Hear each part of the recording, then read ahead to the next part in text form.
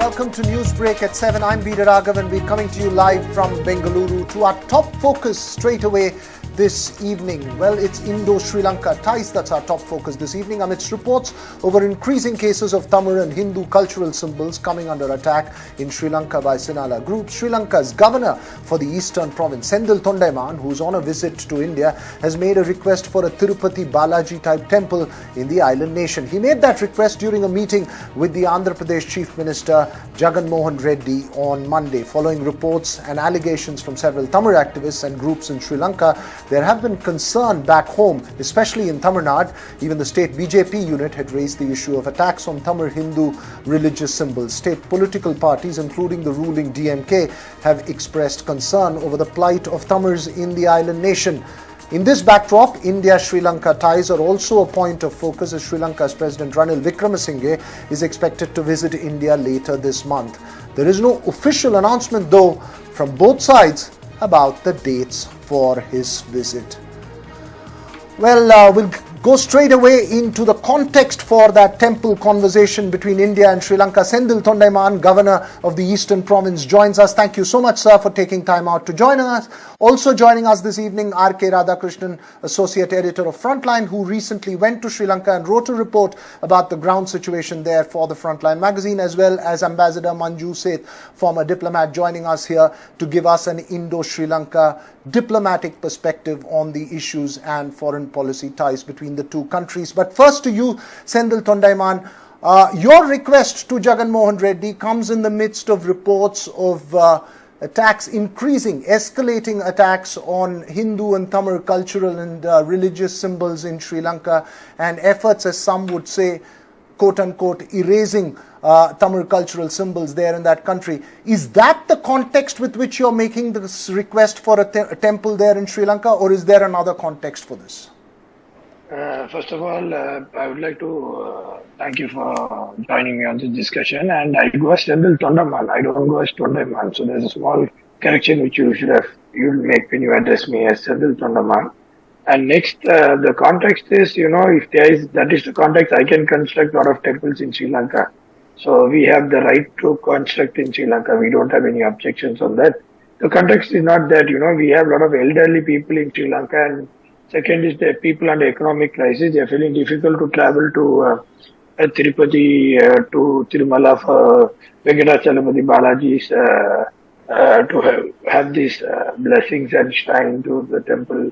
The issue is because of this economic crisis and this elderly people movement, we have a large devotees of Tirupati Devasthana in Sri Lanka. We want to have a shrine here so that this will help his devotees to be blessed in Sri Lanka also. So it corrects a good connectivity between India and Sri Lanka. Okay. But what about the issue on the ground, sir? You deal closely with the government. How would you respond to those concerns about Hindu and Tamil religious and cultural symbols being under attack in Sri Lanka? What's really being done there? Give us a sense of what it is on the ground there in Sri Lanka.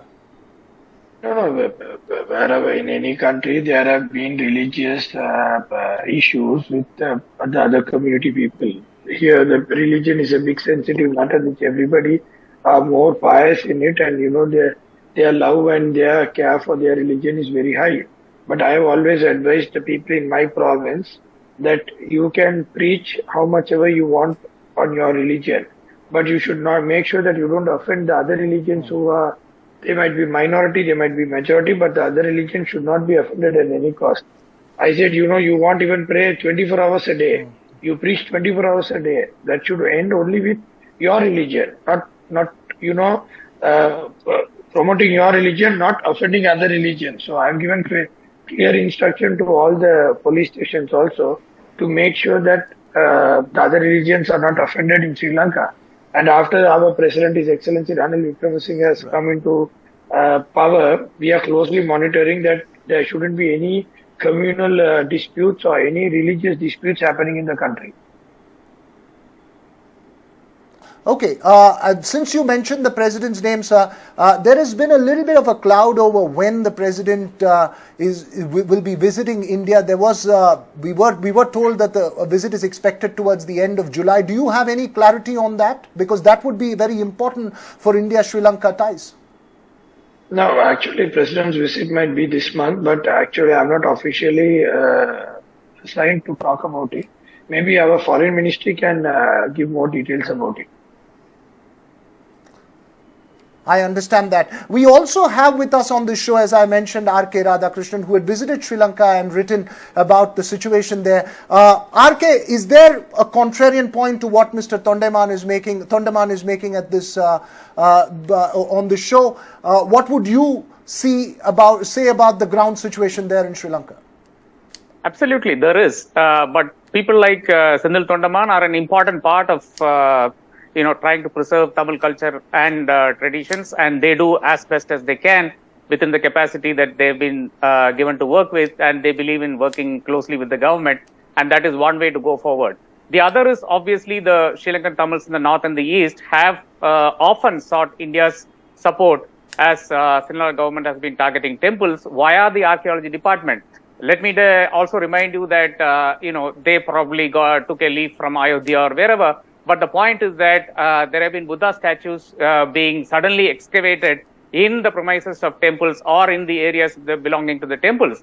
For instance, in Trincomalee, in a place called Kanaya Hot Springs, which is considered sacred to the Hindus, suddenly after 2009, the victory that the Sihala forces had over the Tamil LTTE, suddenly a Buddha statue appeared. And very recently in Kachativi also, which is there is a Buddhist shrine, and suddenly we see two Buddhist, small temples appearing, which the president Ranil Wickremesinghe goes on to say, this is a small things, and this is for the worship of the local soldiers. So everywhere, what we see is that a justification of the sudden propping up of similar structures, stupas, and whatnot. And suddenly there is also an attack on the traditional Hindu sites, including places like Tirupati, which is very, very considered sacred to the Hindus. Okay. So, Mr. Thondaman, what would would this be an important issue as far as India in terms of conversations are concerned? No. How do you see this playing out? Will it take time for this to settle down? What's the way forward? No. Even in Buddhist temples, they have Hindu god statues and pictures and all that. Buddhism and Hinduism go together in Sri Lanka. I don't feel that there is a disturb between both the religion, because like the Hindu temples don't have Buddhist statues and things like that.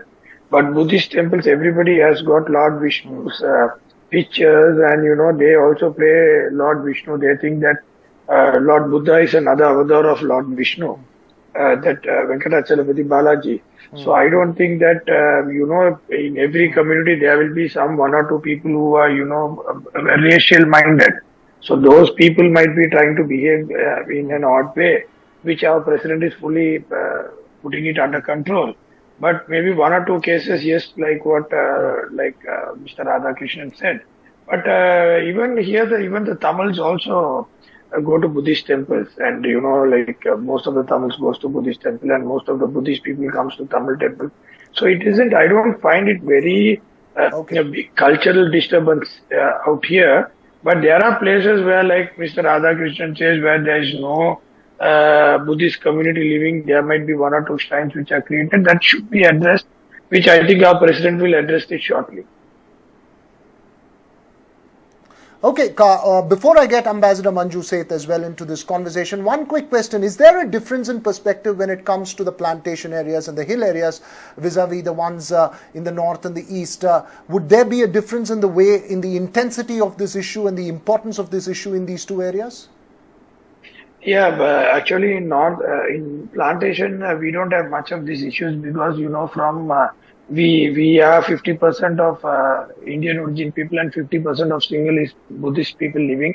So we just grown up from the young days together. So when you go to school together, when you play cricket together and all that, that friendship is being built on. But in the north and east, especially in the north, I identified that it has been totally one side Tamil and totally one side Sinhala, where they didn't have an opportunity for both of them to grow together, to understand each other. So, and probably I think sometimes even both of them don't understand either language. The Sinhalese people there I feel that they don't are much advanced about knowledgeable about the Tamil language, and the Tamil people are not much knowledgeable about the Sinhala language. So even the language might be a big barrier, and there's been a ethnic war for 30 years, and all this put together, yes, in north and east, even a small matter is very highly sensitive. But in plantation community in the central province and Uva province, Sabragamu and all that, it's not much sensitive because they both are grown together as friends from young days. So we don't find it much an issue in the plantation area.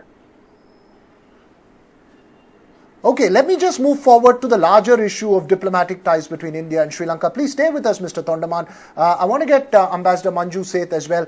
Ma'am, what do you see playing out in the India-New Delhi-Colombo equation context? Ranil Wickremesinghe has taken charge. He's yet to come to India. We still don't have clarity on when he's going to come to India, but we believe by the end of this month. How does New Delhi view Colombo? Is there, post the Rajpaksa era, have the equations changed? What is your viewpoint on this? I think definitely there has been a greater coming together with the present government, and we have in this time of crisis, they have reached out to us, and I think India has been very forthcoming as part of its neighborhood first policy, and also because Sri Lanka has been a close friend of India's. But of course, in recent times, we have seen China's activities there and China's pressure that has been put on the governments there. But we have taken cognizance of that. But I think India is still, it views Sri Lanka as a very important friend, important neighbor, both as a maritime neighbor and as a cultural, and because of the cultural and historical connect that we have with Sri Lanka. And as mentioned by one of the other speakers, the Tamil movement or extremist movement, the LTTE movement, has impacted to some extent the relationship between the Sinhalese community and the Tamil community.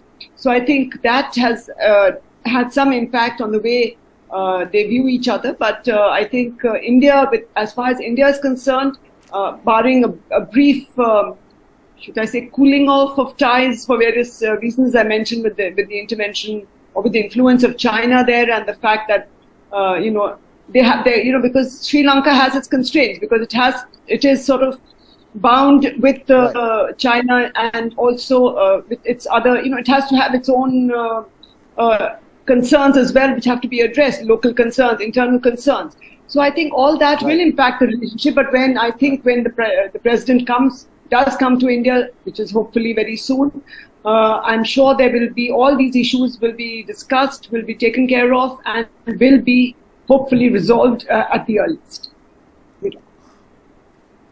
Okay, R.K. Radhakrishnan, quickly, and I want to give the last word to Mr. Thondaman, but R.K., quickly, what do you think are going to be the prime issues of concern? Economic concerns are there, then there are strategic concerns, and then of course the Tamil issue as well in Sri Lanka. When Mr. Ranil Wickremesinghe comes to India, what do you think would be the key areas of concern for the later part of this month? I believe Sri Lanka moving closer to China and proposing to give lands both in the north and the east to Chinese firms will become a huge talking point. Trying to take over fishermen areas by saying that we can do sea cucumber cultivation, which is limited to some of Minister Douglas Devananda's cronies, is going to be another issue, livelihood issue, which India will have to definitely take up. The defining problem between India and Sri Lanka will be what the BJP government actually stands for. In fact, in 2011, India had provided some 32.6 crores to Sri Lankan rupees, to restore the Tirupati temple. I think India should take up more such projects to restore temples in Sri Lanka, and I think that is the way to go forward to preserve the cultural, landscape of Sri Lanka the way it is. Representatives of Tamil political parties hope India will intervene to help re-establish places of worship And Mr. Samandan, the TNA leader, has requested for a meeting with the Indian Prime Minister, which has not happened in more than 2.5 years or so. When these symbols are under attack, when suddenly the planting of Buddhist symbols in Hindu sacred sites is at an all-time high, I think the Indian government will be very concerned about this, given the image of being a protector of the Hindus itself. And secondly, obviously, the China angle will really play up because of the kind of ingress that China is making into Sri Lanka. Right, Mr. Thondaman, a final word to you in terms of, obviously you're a governor, we don't expect you to say too much about what your concerns are, but just lay out for us as far as the Tamils are concerned, as far as the ground situation in Sri Lanka is concerned, when and if Mr. Ralin Wickremesinghe comes to India, what would be the key points that would be discussed between Colombo and New Delhi? Basically, I think it will be on the bilateral ties, strengthening the bilateral ties. And whatever projects, the government-to-government G2G projects, whichever are pending to be speeded up, and on a longer time of this IMF, how to recover from this IMF and how do we develop our economic relationship. These are going to be the major outline of the discussion. That's what I feel. Okay. Major outliers is the economic issue. In terms of concerns that have been expressed, Manju Seth, let me also give you a final word on that, ma'am. In terms of concerns that have been expressed in terms of economics and strategic interests, what do you think would be the key point that India would be looking out for when that visit happens?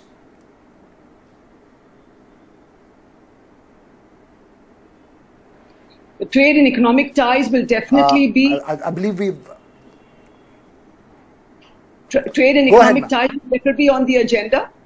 And we will focus on that and to also look at how Sri Lanka can become more sort of independent and promote its own tourism and, not be so dependent only on others. So I think that is going to be one key issue, and our development partnership continues, our line of credit continues, and I think that will be also discussed. All right, thank you so much, Ambassador Manju Seth, for joining us, R.K. Radhakrishnan, as always, for joining us, as well as Mr. Senthil Thondaman. Thank you so much for taking time out. We hope you get your temple there in Sri Lanka and hope that all the other cultural and ethnic symbols are protected in the island nation.